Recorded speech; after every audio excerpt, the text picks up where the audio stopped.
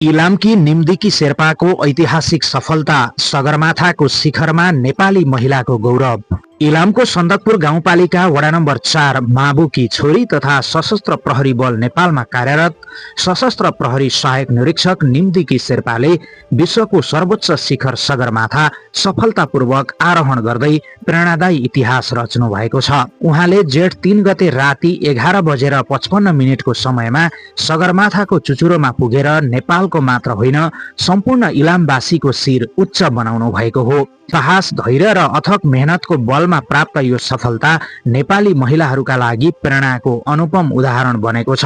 सगरमाथा आरोहण अघि निम्दिकी शेर्पाले लोबुछे इस्ट हिमालको सफल आरोहण गरिसक्नु भएको छ।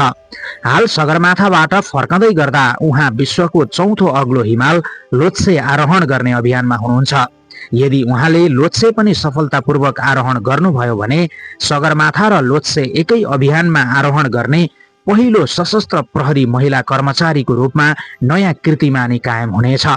निम्दिकी शेर्पाको यो उपलब्धिले देखाएको छ दृढ संकल्प, निरन्तर प्रयास र आत्मविश्वास भए असम्भव भन्ने केही छैन।